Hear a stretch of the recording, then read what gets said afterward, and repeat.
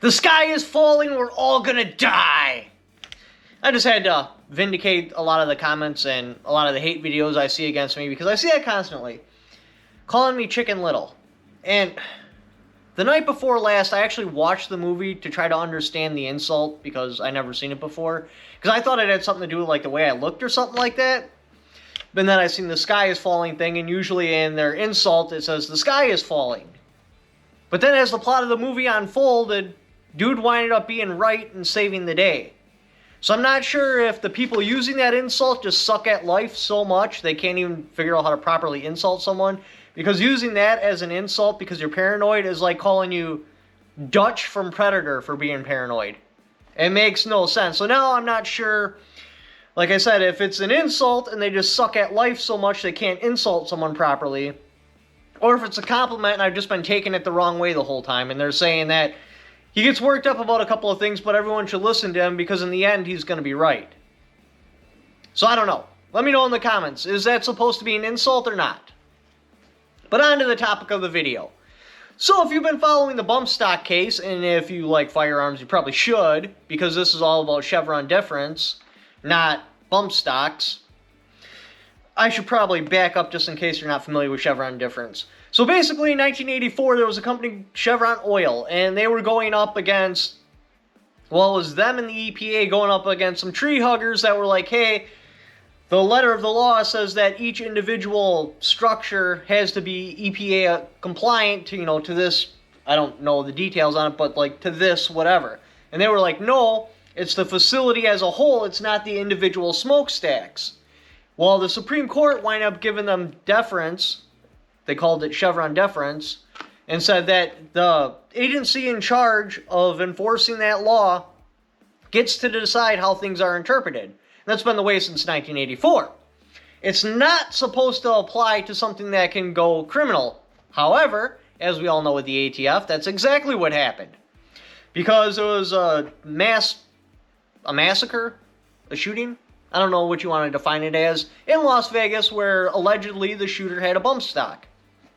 So they were like, hey, these are dangerous, for the greater good, let's get rid of them. So they put a bill to Congress to shut down, they called the bill literally the bump stock loophole.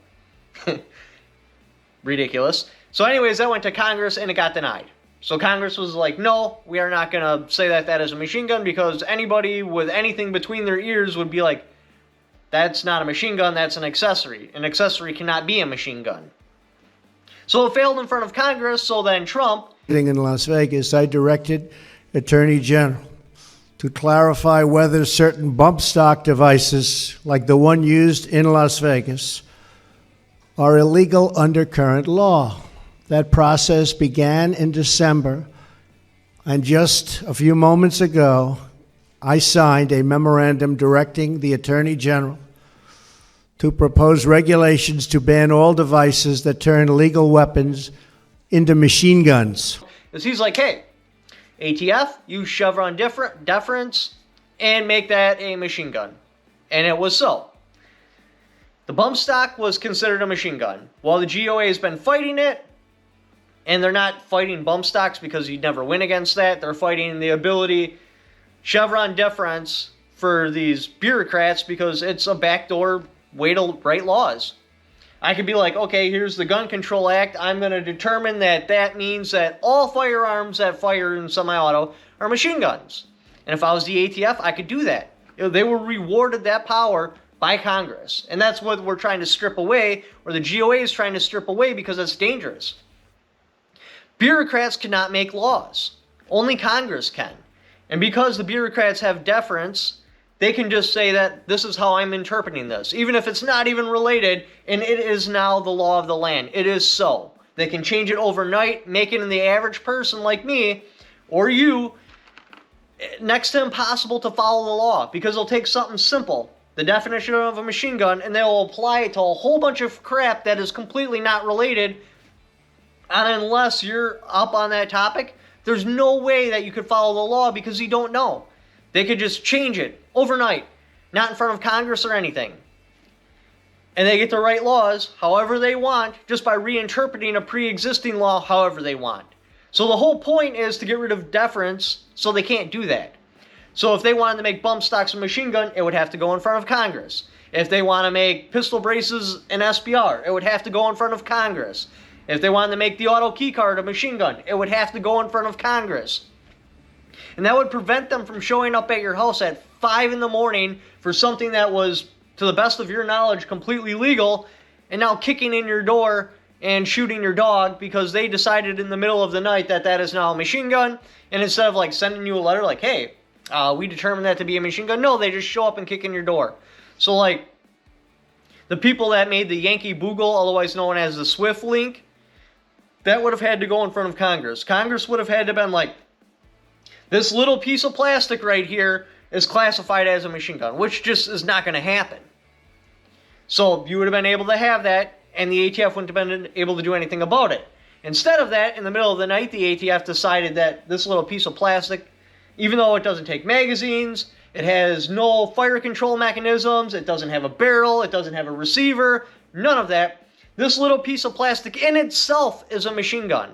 So then they showed up, arrested the person that made them, took him to jail, and then they started showing up at people's houses with cease and desist letters and phishing, trying to get somebody to lie to a federal agent so they could take him to jail. So that's the whole point of it, is to get rid of deference. This way, in the middle of the night, the ATF can't just arbitrarily decide something is illegal without the average person knowing it. Now, if it goes in front of Congress, there'd be a whole bunch of press behind it, there'd be a whole bunch of sides weighing in back and forth, and ideally, the best possible decision would be made, and that would happen. Now it's just somebody at the ATF writes a piece of paper, I have determined this as a machine gun, and it is so. It is legally a machine gun. Even though it doesn't meet the definition at all, if you possess whatever it is that they decided is a machine gun, you can most certainly get arrested and put into federal pound-me-in-the-ass prison while things get sorted out. Yeah, even if you're found innocent, you still go through the process. They're still possibly going to hold your family ransom, because they like to do that. They like to go seize assets and arrest family members and say they're accomplishments. Or they'll throw you in prison, and then you're just sitting there. You still got to pay for a lawyer. You have time spent in jail, and it's really bad. This needs to go. This is a problem. We need to get rid of deference. And it looks like the can of worms they opened up with the whole bump stock thing is going to do that. So what's the newest development on that? Basically, Private Alley, I can't pronounce his last name. I'm not even going to try. Private Alley gets busted with 2 bump stocks. And obviously he's in the military, so he's going to military court. Well, the Military Court of Appeals, something like 5 days ago or whatever, ruled that a bump stock is not a machine gun. And then they cited a whole bunch of information. It's 40 pages long. Normally I would just post that, but that would fill the entire screen, so we're not going to do that. I'll just have a link in the description to AmmoLand. They have the actual papers and court documents posted there. Go and check it out there. Because again, it's 40 pages long. It's not like 2 pages where I can just post it real quick. So basically they ruled it's not a machine gun. And it kind of makes sense. Because with the world's sixth sense of humor, you know damn well if they would have ruled the bump stock to be a machine gun at one of their gun trials, somebody would have brought a firearm there with a machine gun, they would have told him to get lost, and then he would have sued because their court ruled it was a machine gun, therefore it should qualify for the rifle trial. Would it have accomplished anything? Probably not, but it would have been a giant pain in the ass. It's way less of a pain in the ass just to be like, oh, they're not machine guns. They don't fit the definition of a machine gun. I mean, could you imagine like somebody at one of those rifle trials, and they bring an AR-15 with a bump stock on it? Like, that would be absurd. Or, like, if that rifle actually won, and now soldiers have to use bump stocks, like... So, I think there's a little bit more to why they ruled it's not a machine gun than them just being actually intelligent. Because I think they were like, well, hey, if we rule this as a machine gun, there's a strong possibility at one of these trials somebody's going to show up with a bump stock on their rifle, we're going to tell him to kick rocks, and then he's going to sue for us not being fair. This could be a problem. Let's just rule it's not a machine gun, wash our hands of this, who really cares? We have real machine guns, so what do we give a shit about a bump stock for? So they ruled it's not a machine gun, and that's their court of appeals. So what does that mean for you? Not a whole lot. It does set precedence, though, because not only have they ruled it's not a machine gun, back in 2006 with the accelerator stock, That was determined to be a machine gun after the ATF said it was not a machine gun, so then it went to court, and they lost in court. In that court case, they ruled if it didn't have that spring, because it was basically a bump stock, but it had a spring in the back, so it would really get that cyclet rate going. They ruled if it did not have a spring, it would not be a machine gun. So there's multiple court cases ruling now that the bump stock is not a machine gun. Therefore, when it goes to the Supreme Court, and it will go, hopefully they will be like, okay, yeah, bureaucrats should not have the ability to make laws. Let's remove deference. Deference is gone. Now, for any law to be made, it's going to have to go in front of Congress. So it'd be like the EPA, the DOT, ATF, all those little bureaucratic agencies that are just making our life hell for no other reason than so they can stay relevant. Well, now it has to go in front of...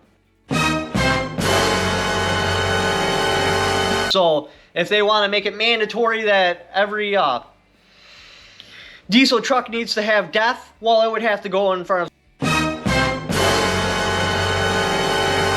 There would be two sides. Hopefully they would come to the best possible decision whether or not that's feasible, and laws would be made that way. In 2030, how they're supposed to be getting rid of all gas-powered vehicles and just having electric vehicles. Well, now that would have to go in front of...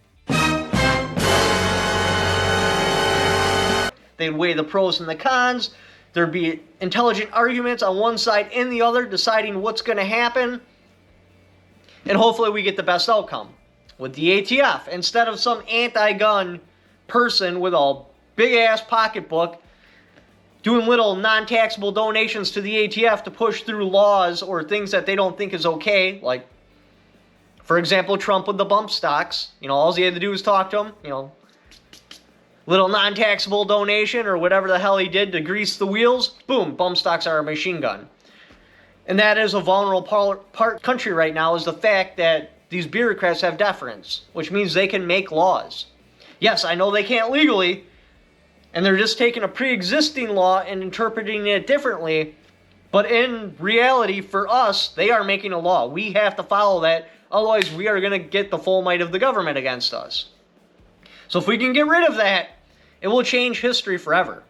This country will change significantly, whether or not we win or lose. If we lose, now they've just got precedents that they have deference, so they're going to go way out of control. If we win, well, now that all their deference is removed, we're going to go back to the base laws, and now they're going to have to take everything they want to do back in front of Congress. It's going to take them a long time to do anything, which makes the average person aware of any changes, and it's basically going to bring it back to the way it should be. It was a huge mistake in 1984 to give these agencies deference, but it happened. We're dealing with it, and now we're trying to reverse it. Hopefully it gets reversed, because I think it'll be for the greater good of the country. Anyway, if you've been following along with this case, keep doing it, because it's insanely important. It has implications across us, whether you like firearms or not. Because again, it's just not the ATF that's a bureaucratic agency that's out of control. You got the DOT, the EPA. Oh my God, they just go on and on and on and on. The ATF, it's ridiculous. The brakes need to be put on, and I think it's going to happen. And I think it's going to be for the greater good. Anyway, if you'd like to help support the channel, I've got my Patreon right there. I also have affiliate links in the description down below. Even if you don't buy what that particular link is for, just clicking on that and then doing the Amazon shopping you were already going to do anyway. I had a little kickback for it because you came there off my channel. Thank you for watching. Don't forget to subscribe.